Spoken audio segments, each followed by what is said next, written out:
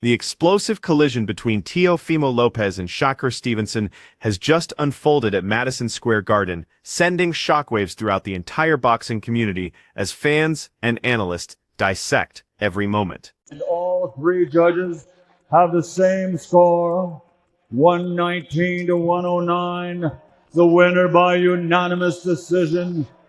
And no, Ring Magazine WBO super lightweight champion of the world, Shakur Stevenson. And all three judges have the same score, 119 to 109. The winner by unanimous decision.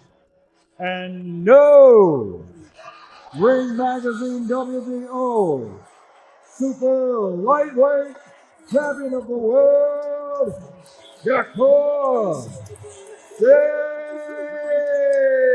Stevenson. He added his names with the place, with the Roberto Duran, with the Pernell Whitakers, and so many other fighters that come down from the lower weight division. Bud Crawfords of the world. He just etched his name in all-time greatness, Shakur Stevenson. At the same score, 119 to 109. Hey, don't scare me. I'm not scared of you. Don't scare my big head. Let's make it happen. Let's make it happen. Let's make it happen. Let's make it happen. Really got to keep talking. Let's make it happen. Okay? Eddie, I want him. He's food. He's food. He's food. I got him. Okay? Food. He's food. His feet too slow. You know he's looking for one shot. He's doing that just one shot. Where you go for that? Keep that jab on him, champ. Keep that jab on him, champ. His feet too slow. His feet too slow. There you go. Jab, jab. There you go.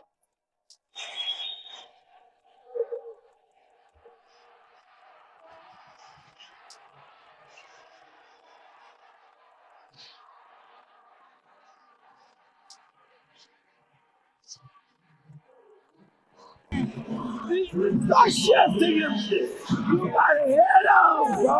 Let's go. You're gonna hate yourself Take tomorrow. this round, yo. Take this round. I know, we get it. Hit the 1-2 on track. You know what I mean? So the 1-2. 1-2. I know.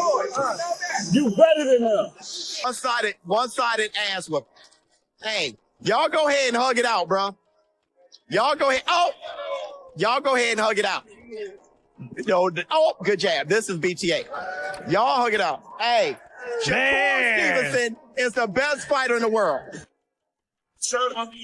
That right there was shocking. Eye-opening. The best fighter in the world. Look.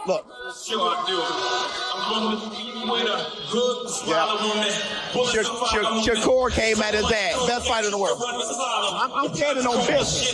Best fighter in the world. I'm stealing it. I'm stealing it for a tweet.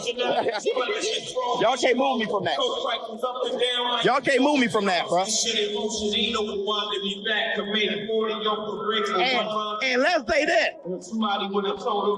Terrence, Shakur, Andre Ward, Roy Jones, the Avengers, they all just invested in Shakur and making him the future. That guy,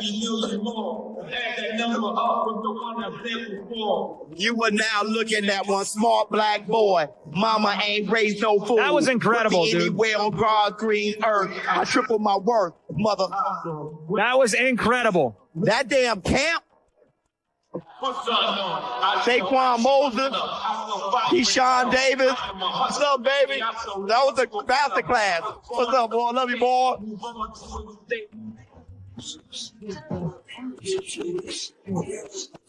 Oh,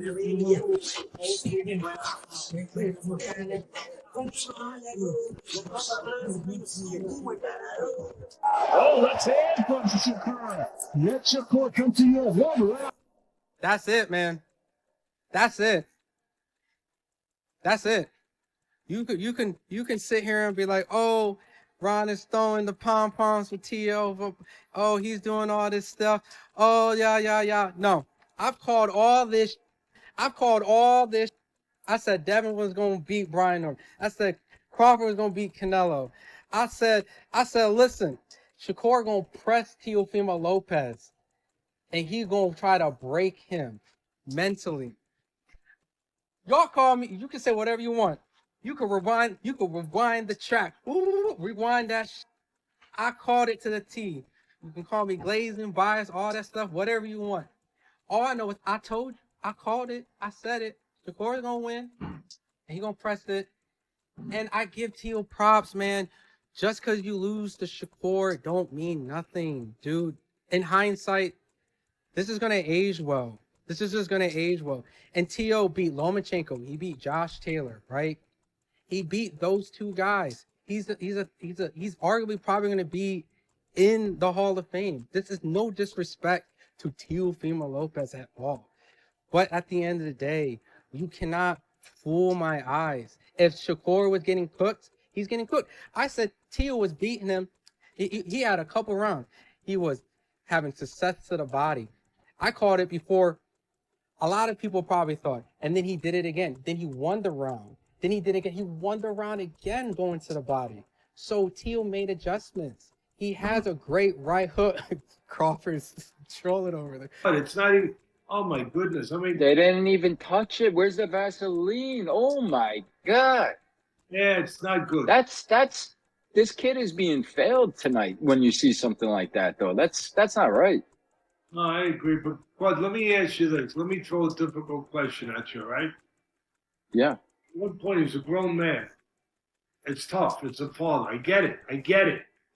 But at one point, as a man, does he have to make a choice? Other people have done it. We've seen other fighters. Roy Jones, one of the great fighters, did it when he left his father, when he felt he had to. We've seen fighters do it. When they felt they had to leave their father, they did. And,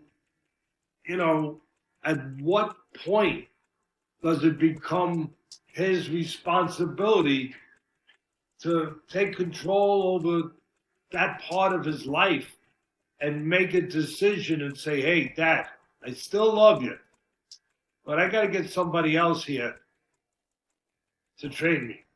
Well, he did do that with Joey Gamache, and maybe they didn't gel and get along, the father and Gamache, but Gamache was let go, I believe, after the Lomachenko fight.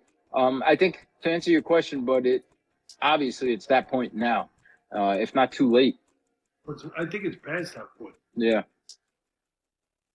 But I mean, like at some point, you can't just blame the father. You got to say, well, the son allowed it to continue.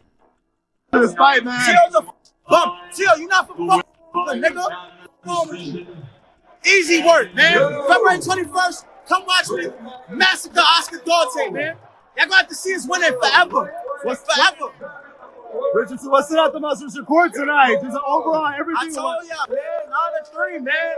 But Tio lucky. Did they give him a round? Fucking bum. Let's see out of here. What do you think of this fight? What's your reaction of it? Man, let me tell you, Shakur moved so well. He won every round, and he was just a step ahead with quickness and just with, just the plan himself. Great plan coming in, and he did well. Congratulations to him. He won all the rounds? Is that what you're saying? He won all the 12 rounds? Well, maybe he lost one, but he won the majority of rounds. At what time did you realize that this was just going to be Shakur taking over the whole fight? After the fourth round. After the fourth round? Yeah. Teofimo, it seems like he couldn't just get it going. Like he just tried differently going up and down. The counters were getting him. Yeah. What could he done differently tonight? I don't know. You know, it's difficult to box against a great mover like that.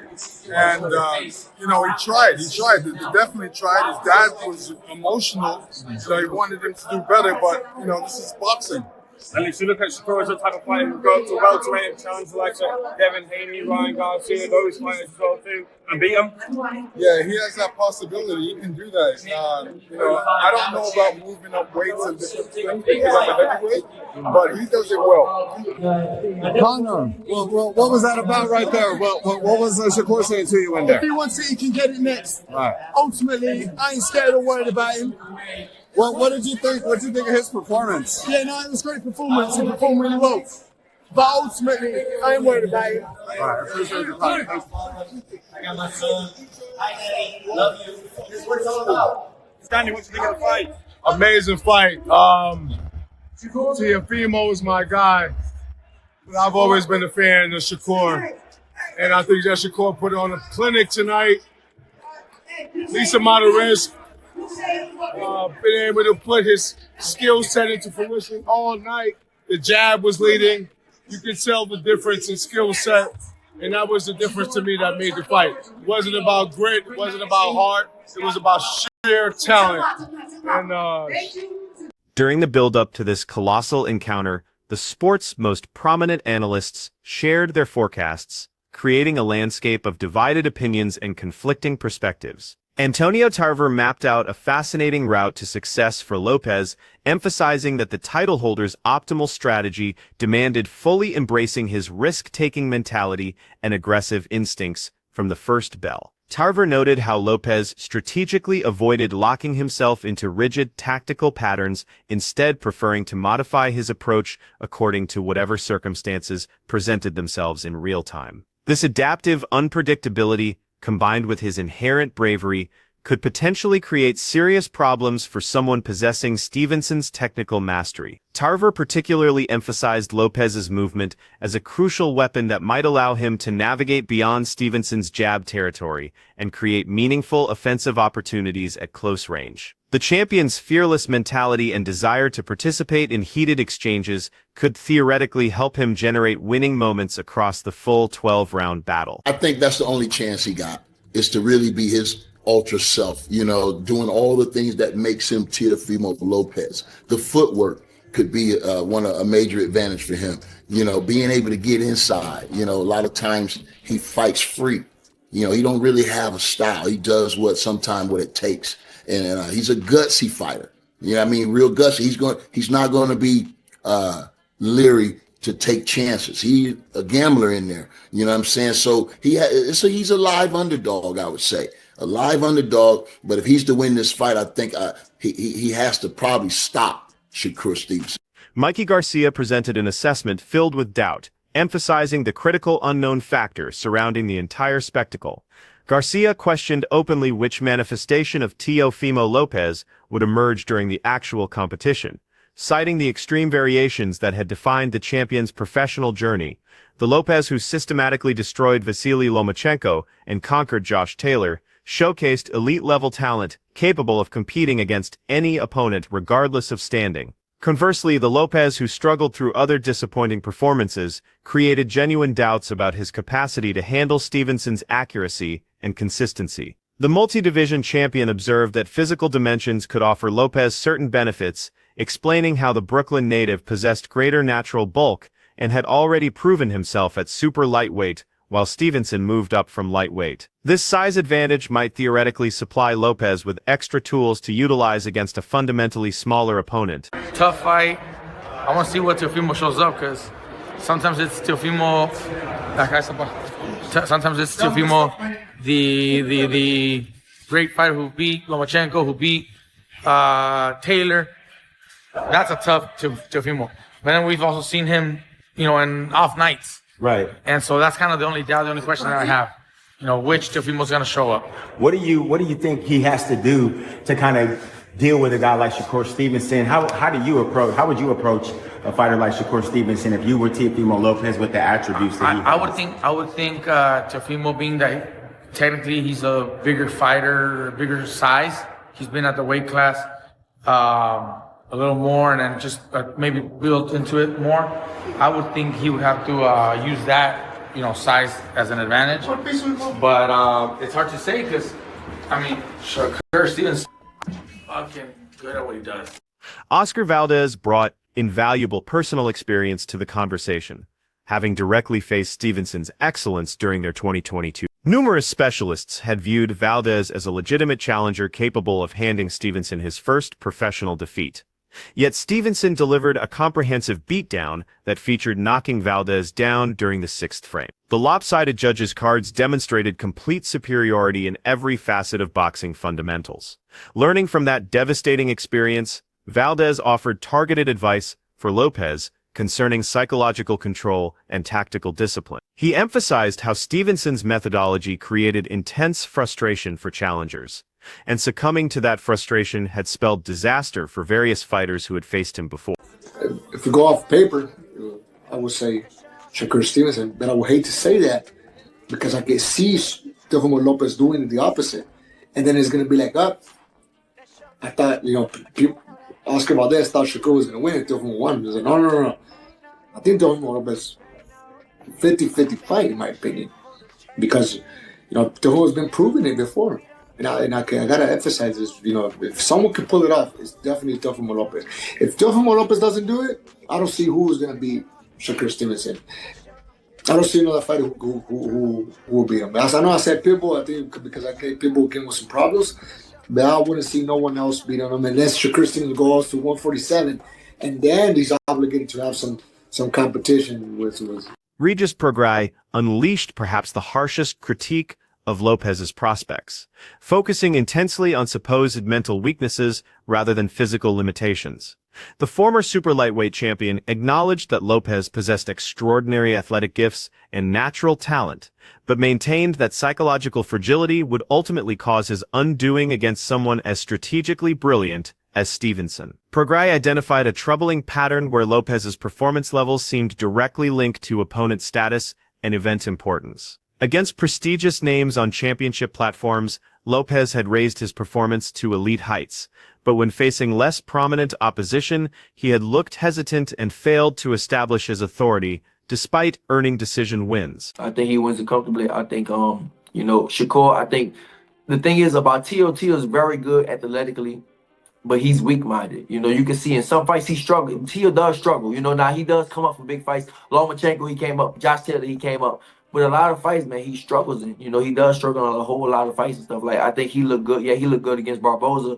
But like I said, for the most part, Tito does struggle. And I think he struggles mentally with a lot of things. But I think with Shakur, I think Shakur's going to break him. I think maybe the first two or three rounds, it might be a close fight. It might be close. It might be 2-1 or something like that. But then after that, I feel like, Shakur is probably going to start stepping up, and Tio's going to try to hit him, and it's not going to work. And then Shakur might start. The thing about Shakur is a very good, a real good counterpuncher, really sharp, real sharp with the counterpunch. He sneaks those punches in, and that's the ones that hurt the most when he just sneaking them in when you're not supposed to hit him. So I definitely feel like, I feel like Shakur is going to beat him comfortably. Now, Teddy Atlas delivered comprehensive commentary on his broadcast, examining the numerous variables that would shape Saturday's result.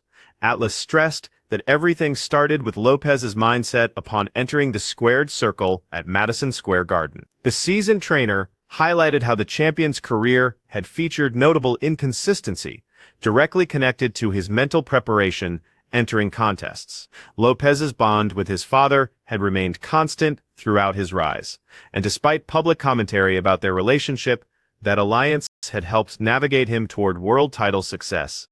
Now he's a big favorite, or a good favorite. You know the line's better than me, but he's a good favorite. 3-1, over 3-1 favorite, Shakur. He's a big favorite. It starts for me with Teofimo, where it starts is, where is he mentally? He's up and down. His father, the whole thing, his father's been with him the whole career. Listen, love him, hate him. His father has been part of getting him to these world titles. He's been part of it. Whatever. He has been up and down mentally. Where's he going to be? If he's right, if he's stable, if he's in a good place, he seemed to be in a very good place when he fought Lomachenko. If he's in a good place, I think this could be the first time that Shakur Stevenson has somebody who can match him with athletic ability. Pure ability, pure speed, quickness, quick twitch, athletic ability that can match him.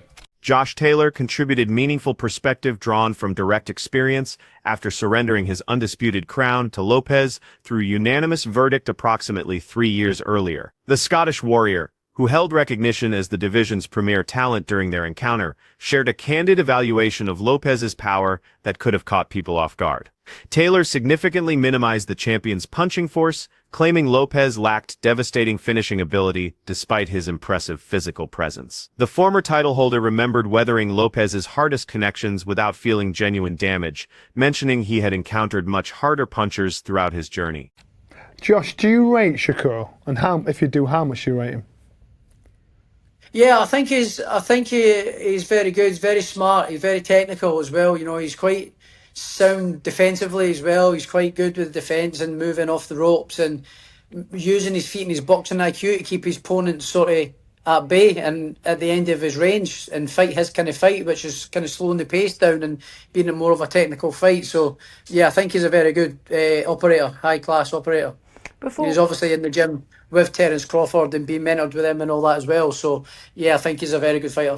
We might see the similar thing with Tio here, what we saw with Conor Benn in the second fight, actually showing some patience and a bit of boxing. So you never know, but I just think if it comes down to a boxing match and the way the two of their natures are, and from having watching the two of them, I think that Tio will eventually revert back to his old self, which will eventually start coming forward and jumping in and stuff. So I can see quite a comfortable win for Shakur, to be honest, in the end. Eddie Hearn shared his outlook on what spectators should expect. The British promotional executive characterized this as one of those rare contests where both combatants brought such superior abilities that predicting results became nearly impossible. Hearn described the likely rhythm as resembling strategic warfare initially, with each man cautiously evaluating options and hunting for minor advantages. According to Hearn, both Lopez and Stevenson demonstrated pinpoint accuracy and sophisticated movement that would create fascinating technical combat. He predicted scoring might prove extremely challenging for officials, with multiple rounds potentially too competitive for clear determination. Who do you fancy? I think it's a great matchup. I think that Shakur wins, but I also think it's a very tough fight. Two very talented, two great athletes, two very tricky customers. It's going to be interesting to see what kind of fight plays out. You know what I mean? Because they're both guys with great IQ. But I think any fight with anyone in, I would probably always favour Shakur Stevenson. I think it's a generation. What were your thoughts on this encounter? Share your opinions in the comments below. If this content appealed to you, remember to like and subscribe for additional boxing coverage of this caliber.